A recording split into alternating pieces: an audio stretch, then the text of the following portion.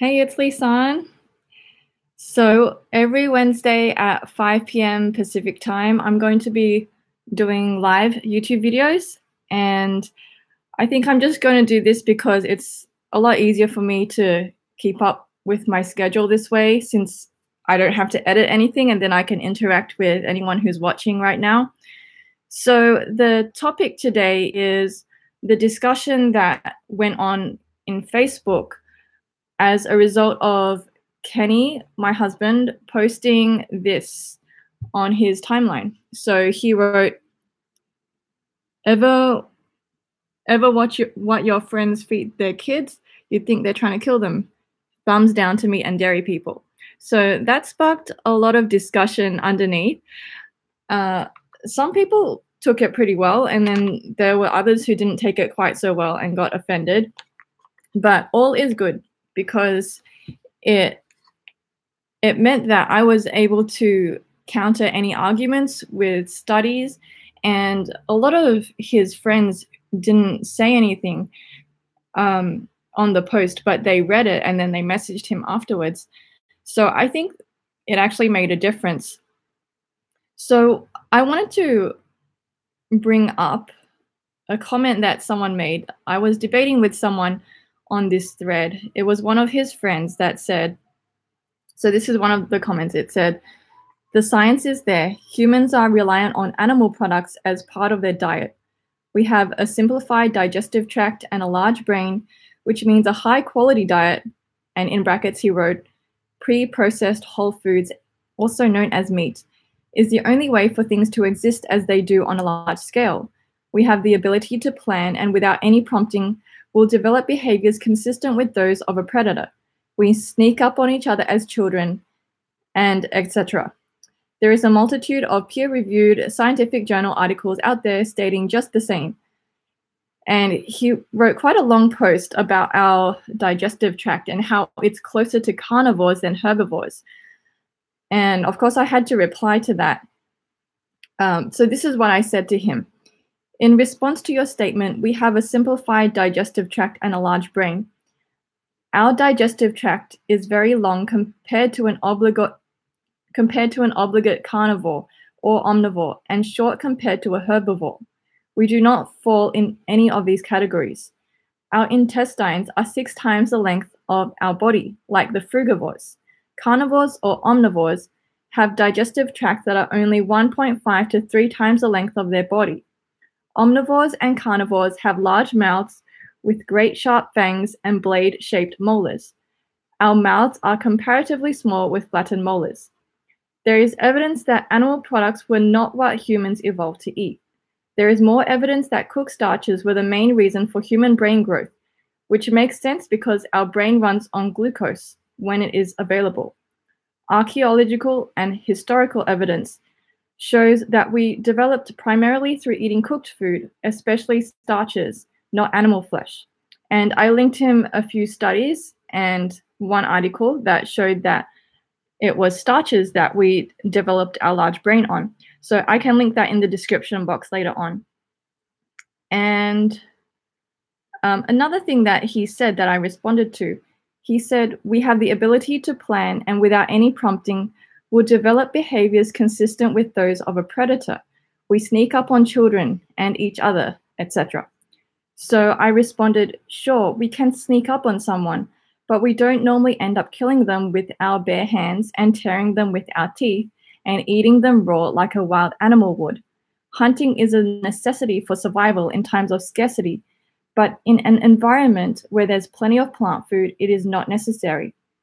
As humans, we also have moral agency, unlike the animals that must kill to survive. We are generally compassionate toward animals that we see, and we don't like to see their bloodshed. It takes conditioning and training to become used to it, rather than it being an innate desire to see an animal harmed for no good reason. Any reasonable person will understand that animals do not want to be harmed, and that if we can avoid harming them, then that is preferable. Most people will not want to kill an animal themselves. If we see a pet being abused, we are sad. We are even sad about pets being euthanized. But the standards are so different when it comes to animals that are eaten." And then he responded to that. He wrote quite a long comment again, and I'll just respond to it here. He wrote a lot of sentences in one long paragraph, and I had to break it down and respond. So I'm just going to go over this response, and then if you've got any questions, you can ask me. So I said back to him after his response, I'm definitely not promoting a diet that is only made of starches. They're great as staples for most vegan diets because of their higher calorie content than just fruits and vegetables. And I mentioned the Bible because he started talking about how God allowed eating meat. So I said, the Bible lays out instructions to do things that are not ideal. These instructions are given to man after sin entered the world, including animal sacrifice. The first diet prescription was a vegan diet in the Garden of Eden, and heaven is described as having no death. Earth will never be heaven, but we can help make it better and more filled with light than darkness. The Bible also permits divorce, and it laid out rules for slavery, but it doesn't mean that these situations are ideal. When we find a more compassionate and healthy way to live, why not go with that? And I also mentioned that our stomach has weaker hydrochloric acid than the carnivore. And then I also linked him the study 20 questions on atherosclerosis. So to summarize that study, which I'll link in the description box, it says that omnivores and carnivores can't get heart disease from high cholesterol. Only herbivores can, and we can. So in that sense, we're closer to the herbivores than omnivores. And I think that's the important thing to remember, because we are... I'm just getting distracted by this comment here. Leaving work, homeward bound. Hi. The important thing is that most Americans are dying of heart disease, and that's the thing that people are forgetting. They think that we're omnivores, but if the number one killer in the Western world is heart disease, then why would you say that you're an omnivore when omnivores don't get heart disease? Unless you take out their thyroid. I read something somewhere. I would have to link that, but you can look it up. I think it's actually in the 20 questions on atherosclerosis study. If you just look at that study, you'll see the difference between us and the carnivores and omnivores, that we get heart disease, but they don't, unless something happens with their thyroid. I also said, this is in response to him saying, our gastrointestinal chemistry is better able to digest and process meat than it is plant materials, which is why fiber is indigestible to us. And I responded to him and said, in a previous post, you did state that you know fiber is important and healthy to consume, even if it is indigestible. Therefore, if we stay consistent with what you have stated in response to the links I posted, digestibility doesn't always equate to importance in our diet or health benefits. It would be more useful to argue about the health effects of meat and dairy rather than whether we are able to eat it. It's habitual and daily eating and drinking of meat and dairy that seems to be the problem nowadays. And he got back to me, and he basically said that cholesterol, that 5 to 10% of people can absorb dietary cholesterol, and which is implying that mostly high cholesterol is genetic. But I think it's misleading to say that, because it makes people feel powerless to stop heart disease because they think it's their fate. But it's not their fate. If you put any person, any meat eater, on a vegan diet, you'll see their cholesterol levels drop. The reason that most people don't absorb dietary cholesterol is because the studies that show that are done on unhealthy people. They're not done on vegans. They're done on people who already have high blood cholesterol, who eat animal products. So their cholesterol's already high, and adding more cholesterol is not going to raise their cholesterol all that much. But if you look at the study by Dr. Esselstyn, I can link that below as well. It shows that the arteries are becoming clearer just by putting people on a plant-based diet, low in fat, with no oils, just basing their calories on fruits, starches, and adding green leafy vegetables for minerals and general health. If people go on that kind of diet, their cholesterol will drop. And you want your LDL cholesterol levels to be between 50 to 70 milligrams per deciliter. That information comes from a study by Lauren Cordain, who ironically is known as the person who made the paleo diet famous. But that paper shows that the optimal LDL cholesterol level for humans is around 50 to 70 milligrams per deciliter.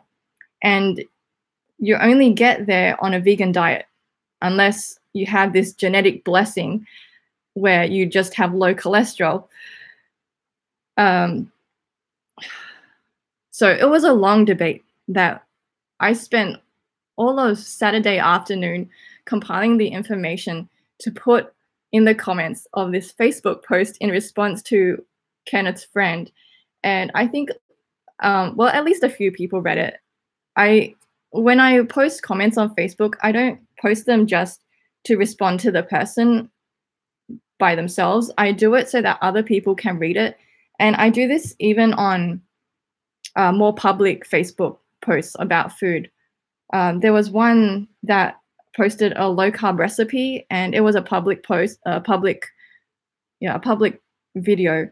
And I posted that a plant-based diet can help people lose weight, and you don't have to go low carb, because the recipe was about, it was a low carb recipe with lots of butter and cheese on it. And I was just thinking that's ridiculous. So I put my opinion out there, and then people responded, and they were all not believing me because they think the low carb diet is good. It can be so frustrating to deal with people who don't really know. Like, they don't read enough, they don't look deeply into things. But I was once there. So that is why I like to educate and put the information out there. I'm seeing some questions on the side, or some comments. Hello, Doom A Gaming. You're saying, I tried going vegan, but I can't maintain doing it. My husband knows exactly how you feel. He misses the taste of meat. Like, it's like an addiction for him. But fortunately, he really likes the Beyond Meat burgers. We get them from Safeway, and they're $6 for 2 patties. So it is more expensive than regular beef patties, but it's a really good alternative. It's a lot healthier than eating actual red meat or processed meat. So Kenny's been cooking that quite a lot, especially for the people in this house. So that's a suggestion. It depends on what you're missing from your meat diet. What is hard about going vegan for you? If you can just put that in the comments or in the chat here, then I could maybe help you with that, because there are a lot of alternatives, and no alternative is going to be perfect and taste exactly like the real thing. But I think if you can find recipes that you really like, that are delicious, and that you can make staples of, then that really helps with satiating your appetite and not giving in. So make sure you're eating enough calories from whole plant foods, get enough potatoes and rice and fruit, and your cravings for meat will reduce a lot. So I find that my cravings for junk food increase a lot more when I'm really hungry. So I just make sure that I don't get hungry. And you do have to plan for that. He also asked, is almond milk good? Yes. I would rate it like a 9 out of 10 in terms of health, especially if you make it yourself. It's just almonds, milk, almonds and water. So nothing really bad about that. So Doom says, my favorite types of meat is chicken and beef. Okay, so for chicken, for alternatives, there's Gardein. They do these pretty good crispy tenders. Just look up the brand Gardein. I don't know what country you're from, but in the US, we have Gardein and Boca. So Gardein is spelled like garden, but with an I before the N. And they do a lot of alternative meat products, including for chicken. So the ones that I find quite good are the crispy chicken tenders, which you can just put in the oven for 15 minutes, and it's like eating chicken nuggets. And you just have it with tomato sauce or ketchup and barbecue sauce, and it's really good. Not that I crave it, but Kenny and his friends and our family would eat that because they're just used to eating meat. So you're from Boston, so it should be available at most supermarkets near you. I know Safeway has Gardein, although it's more expensive at Safeway. Winco, it's more like $3.15 per packet. And that's enough for 2 meals for 2 people. As for beef, well, the Beyond Meat burgers. Hello, I'm doing a live video. And someone's asking about alternatives for chicken and beef. What do you think are the best for chicken and beef right now? I'll be right back. Oh, okay. He's just running errands. So he only just came in. He was helping a friend move house. So, yeah, and we just got some packages. Gardein also does these beef tips. You just have to season them. If you like char siu sauce, they're actually pretty good in char siu sauce. You just marinate, you put the char siu seasoning in there, and you could add some Oriental 5 spice and just marinate it in the bag and shake it up, put it in the fridge for a little while, or even keep it frozen if you like. No, I think putting it in the fridge is better because then it can actually absorb more of the juices from the seasoning. And then you just stir fry it according to the instructions on the packet. So Gardein beefless tips in char siu sauce. If you could find a packet of char siu sauce, just mix it in there and let it marinate and then cook it and eat it with rice, and it's pretty good. Doom A Gaming says, I think another thing I need to do is throw out all my meat. Yes, or maybe feed it to some pets who eat meat. It definitely helps if you don't have the meat in your house. Oh, he came back with all the alternatives. So why don't you tell them what we have? All right. So I like trying all this stuff out and mixing it around. Best chicken one is this. Out of 10 for flavor, it's like a 7 to it's like a 7.5. It's the best we got right now. So just keep voting for more of it, like buying more of it, and it'll get better. But this is okay. Yeah. It's really hard to season. So the flavor doesn't get into the chicken, like it doesn't marinate very well. I think we need to get like a vacuum sealer or something. That way we can get the marinade right into the flavor. I think that might help this flavor out quite a bit. Because even if you let it sit in there, it doesn't absorb the flavor. But if you're just adding to it, it's actually pretty nice. Works pretty well with teriyaki, like other teriyaki sauce. Like it's got its own, but it's kind of boring. You can make it way better yourself. Like you just add a little bit of this sauce in there and do more. Okay, so next, what else? Oh, here's a nice chicken one. That's the one I recommended. Yeah, this thing's bomb. So Gardein's got a lot of nice stuff. This one's pretty bomb. Out of Out of a 10, most people like this one a lot, like an 8 or 9. People will really like this one. All right. Here, this stuff. Orange chicken, I'm addicted to. This is really close to it, but you have to cook it properly. If you don't, then the outside of the chicken, the breading part comes off of it. And it's got the same problem like this chicken. It doesn't really get flavor into it, but it doesn't taste bad. It's just you can't change or alter it because it's already rubber in there. All right, this.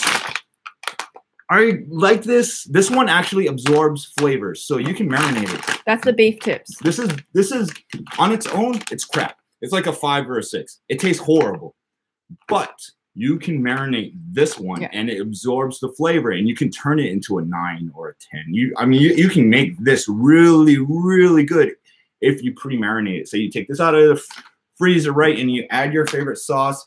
I like doing a lot of Asian sauces because they're really sweet. I told him about the char siu sauce. Char siu, yeah. You just put it right in there. You can make it yourself. Look it online. You can make it. Most of us have all the ingredients to make the char siu sauce. You just put it in there. All right. Chicken nuggets. These are amazing. These everyone loves. No matter who they are, this is a 10 out of 10. Everyone loves chicken nuggets all the time. You can eat these all day. All right. And those are lower in fat than actual chicken nuggets too. And the best of all, the beefest of the bestest. I use this for everything. I love it. It's my holy grail. It is the savior of people that need to become vegan and can't get rid of the meat addiction. This is it. Yes, yes, yes. Okay, that's it. Okay, thank you. Thank you for that lovely presentation. All right, bye-bye. Bye. Bye, everyone. I love you. Bye-bye. He says he's hungry. I'm just going to close the door so it's not too noisy. Okay, I'm still here. Yeah, so those are just some of the alternative meats that you might want to try if you're just wanting to be healthier. And so those things are a lot healthier than actual animal meat because they don't contain the hormones. They don't contain as much saturated fat. They contain no cholesterol. There's no animal protein. So definitely give those a try. If you're doing a vegan diet for health reasons and you want to be the very healthiest, then I would say, and if you don't miss meat that much, then you don't have to eat all that because that is higher in fat than whole plant foods. So I would base the diet on fruit, rice, potatoes, low-fat pastas without egg in them. If you look at recipes online, just look up high-carb, low-fat vegan recipes, and you'll find tons of stuff. Look at channels like Cooking with Plants, The Vegan Corner. A lot of their stuff is healthy vegan food. They've more recently done some more like luxurious, decadent vegan food that's high in fat. But if you're looking to be more healthy, then try to base your calories on fruits and starches and find recipes that you can easily learn and just do every week. So you gradually build up your repertoire of recipes that you know and love. And Cheap Lazy Vegan does some good recipes too. So Doom asked so many questions, but that's good. Is Raisin Bran good cereal? I got some today with almond milk. Yeah, it should be fine. My husband eats cereal a lot. He doesn't even eat Raisin Bran cereal. He eats like the very sugary colored stuff because we get it from Valley Liquidation for like $1 a box. So he eats that. But that sounds good, Raisin Bran. And cereal with almond milk is fine. So that's good. And you even chopped up some bananas, so good on you. You're getting some potassium in there and some extra fruit fiber, soluble fiber. Soluble fiber from fruit is really good for your digestive system because it's not very rough. It just helps clean out your digestive system gently. So that's good. And you could try doing some smoothies. Just make sure you've got a high-calorie fruit in there as well. So it could be a banana-based smoothie or mango or date based. And then from there, you can mix it up. So for example, you could do a smoothie based on bananas, and then you add some blueberries in there. You could add some maple syrup or even a bit of sugar for extra sweetness and taste if you can't fit in that volume of food to get enough calories from a fruit smoothie. So that's something that I used to do a lot when I was first going vegan. I had a lot of smoothies in the morning, and I kind of missed that. I've just been more spontaneous in these days. I look in the fridge and see what's there, and then I eat it. And I don't do that much food preparation for my breakfast right now. And then if I run out of fruit, I just have some oatmeal.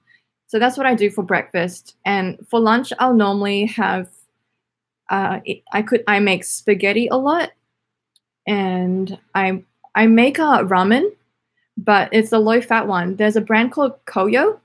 I'll see if I can look it up and show you what it looks like. But I get it from VitaCost. Koyo ramen. They have different flavors. Like they have a tofu miso one, garlic and pepper. I'm just Googling this. It's organic ramen, and it's fat-free. So it's not like the usual ramen. It's about $1 to $2 per bag. So it is more expensive than regular ramen, but it's not fried. So you can eat it without feeling too guilty. So this is the brand Koyo Ramen. I recommend this. And what I'll do is I'll just cook it like normal ramen, and I'll add veggies. Like I'll add some baby bok choy, any veggies you could add. Sometimes I add frozen corn, or I might chop up some cabbage and add it in there.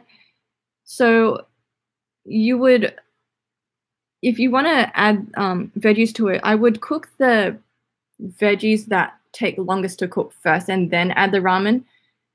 So for example, if I'm adding broccoli in there, then I'll chop up the broccoli and cook it in the water first, and then add the noodles on top of it. So I'd normally have 2 packets of these for lunch if I'm making a meal out of it. Then I'll add all the veggies with it. So that's something you could do.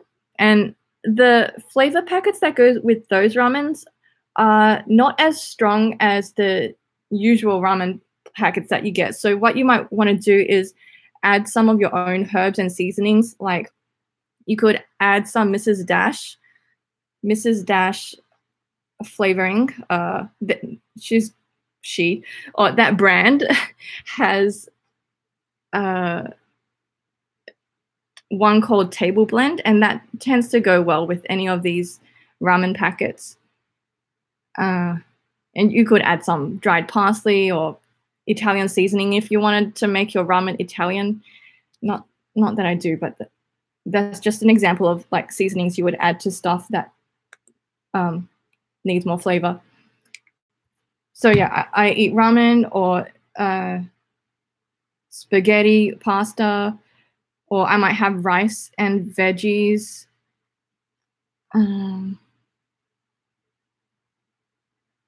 I guess I don't have that much variety in my diet. I sometimes eat burgers, or I might make sandwiches. Recently, one of my nephew-in-laws, he works at Panera. In fact, 3 people in this house work at Panera Bread, and he brought back this nice coriander hummus, and I would spread that on some bread, and I sliced up some avocado or tomato, depending on what I've got available. So I put that spread on the bread, put a tomato or avocado on it, and then eat it as a sandwich. And I'd have like 2 of them. So 4 pieces of bread all together, and then with the filling inside. So that's another idea for a meal. And that's something that you could bring somewhere as well. So you just have to think of the things that you would normally eat as a meat eater and try to prepare it at home in the vegan way, or think of a healthier way to have that. And once you adjust to cooking in this way and preparing your food this way, it just becomes so much easier. And it's actually quite fun to know that you're doing good stuff for your body and the animals and the environment. And people around you will even ask and be inspired by what you do. So those are some suggestions. And Abdi Hersey asks, what about avocado with starch or grain for dinner? Can be combined? Yes, you could combine avocado with starch. So yes, you can combine fats with starches, but try to make the starches the staple of your meal. If your goal is to not gain weight, then don't eat too much avocado. The reason I can eat it is because I'm already pretty slim. And I think from all these years of eating a lot and not starving has made my metabolism pretty fast. Even though I don't exercise all that much, I have a fast metabolism just because I eat a high carb, low fat, plant-based diet. I've been doing it for a long time and I never intentionally starve myself. Like if I ever skip a meal, it's just unintentional because I just get too busy. But most of the time, I'm eating as regularly as I can and eating as much and as I can and as I want.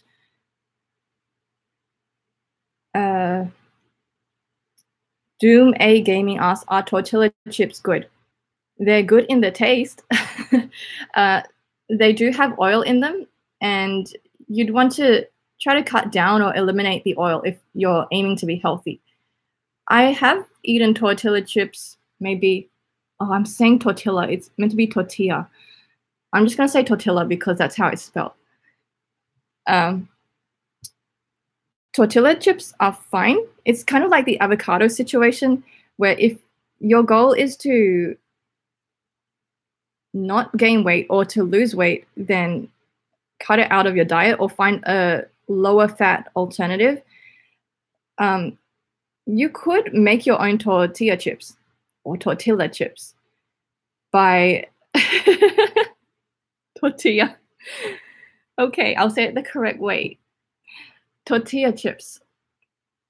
You can make your own by getting some of those tortilla rounds and you cut them up into the tortilla chip shape and then you put them in the oven until they get crisp.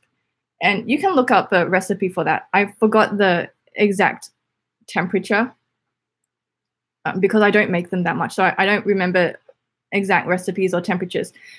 But you can make your own low-fat ones and they won't taste the same because nothing really tastes the same without the oil.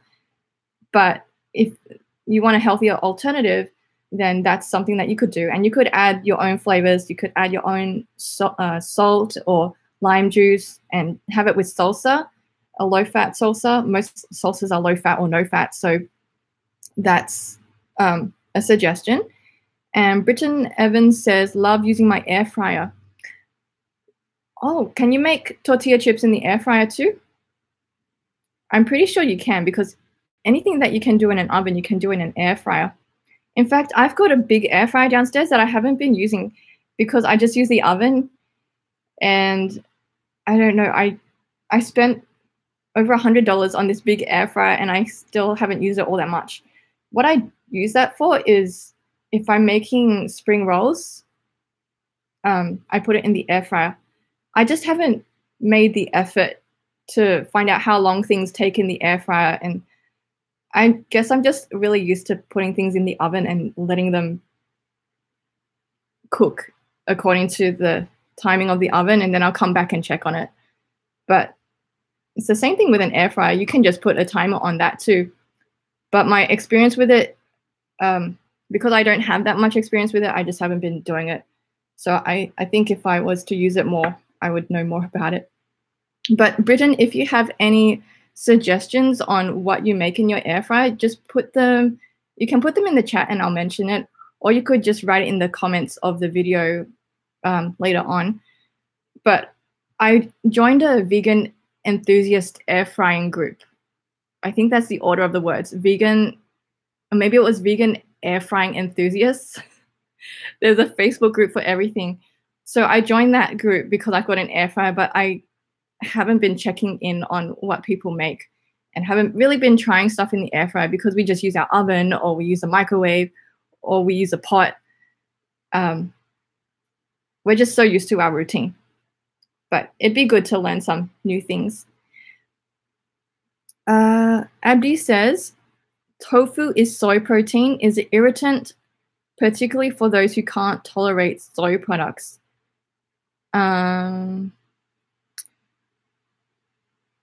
know that some people are allergic to soy, so then they can't have tofu and they can't have a lot of the meat alternatives. So you could just cut it out of your diet and eat other foods because there's so many other foods besides soy.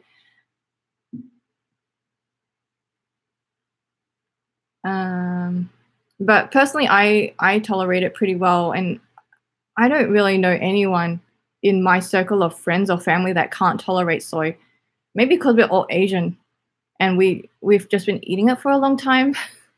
Maybe it's like the same thing with people who have some people who are not lactose intolerant. They can handle dairy better, but it still clogs their arteries. They're just not allergic to it. So does anyone have any more questions? This video has gone on for about 36 minutes, so I think I will end it soon if there's no more questions to answer.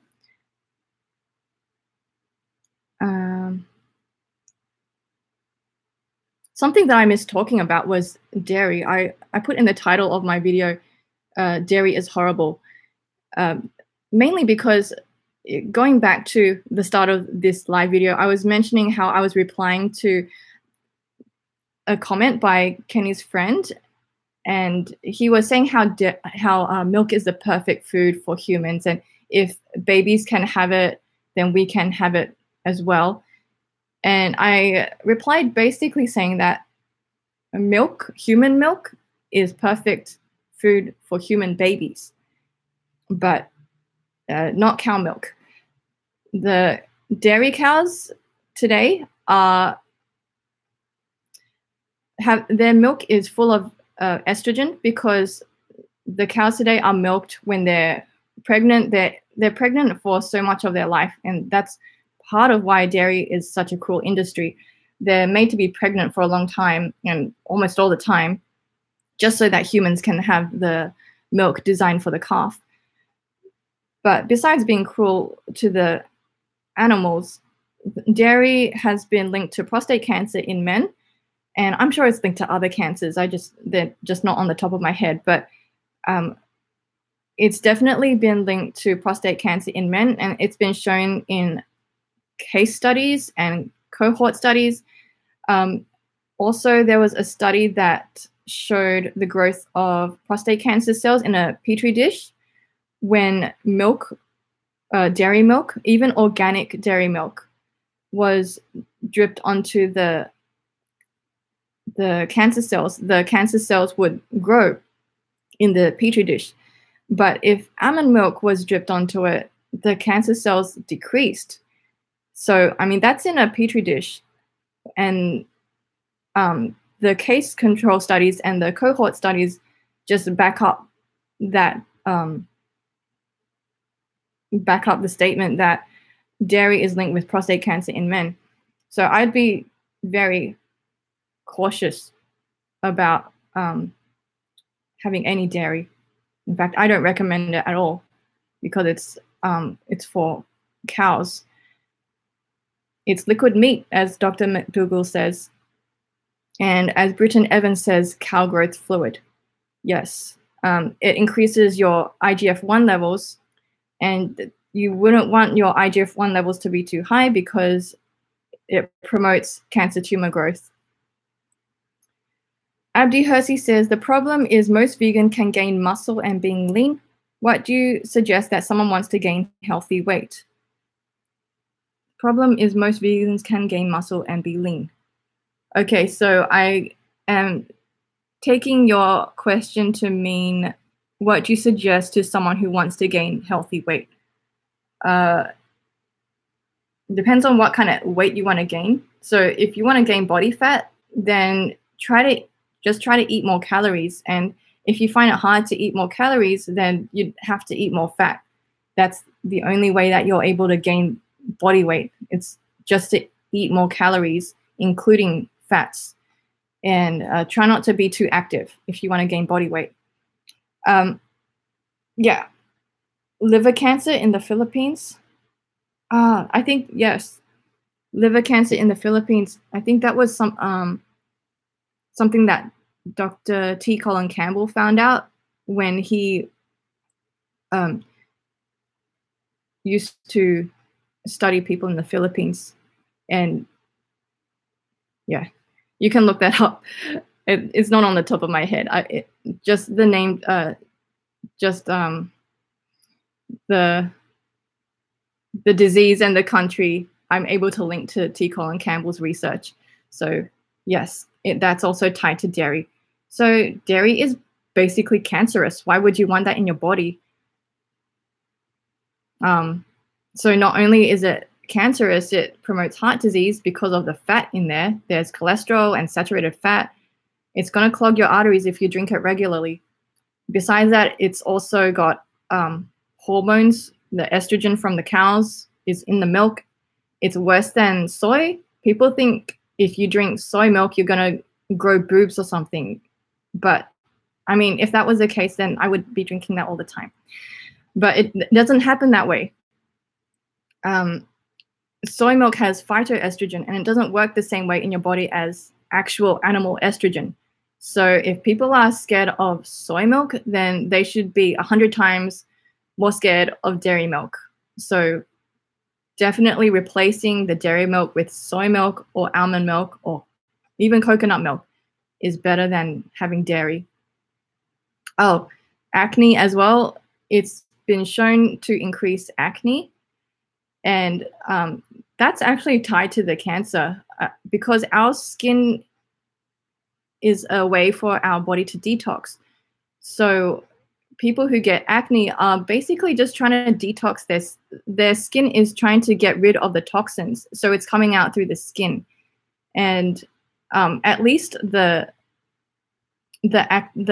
toxins are coming out through the skin and not manifesting in tumors in the body. I mean, even though it doesn't look good, that's just what the skin does to help get rid of the toxins from dairy. And that's good that your son's acne went away.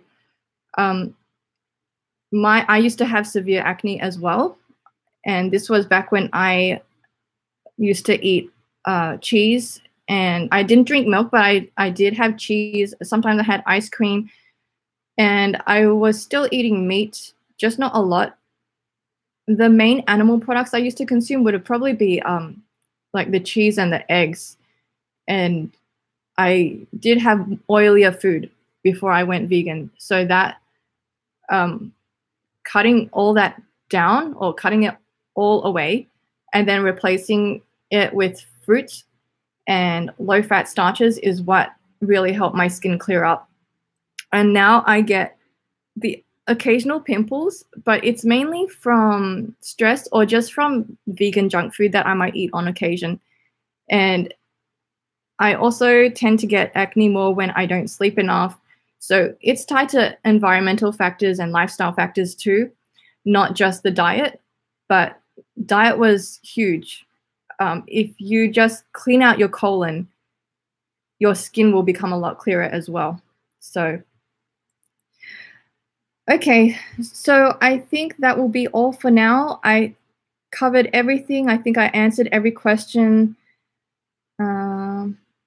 If you have, Abdi, one more. Abdi asked, which fermented foods are suitable to be consumed? Fermented foods. The fermented foods that I know of are kimchi, and there's this drink that's fermented as well. I think it's called Yakult, but that might be dairy. I don't know. But kimchi is fine if you just want that for flavor. And supposedly it's good for your digestive system because of the probiotics in it. So if you want to have that, you can have kimchi. Can't think of anything else that's fermented because I don't really eat fermented foods that much. I don't really feel like I need to. And in fact, if you just have a healthy plant-based diet, you have enough good bacteria in your colon to fight all the bad stuff. So just having a plant-based diet will make sure that you've got enough prebiotics, and that will make probiotics in your colon. And thank you, Abdi says, thank you for your presentation. You are welcome. You're all very welcome.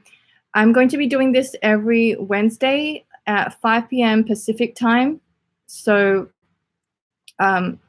if you have any questions for me, I'll answer them next week, or you could just post on my Facebook page any questions that you have or anything that you want me to cover in this live video.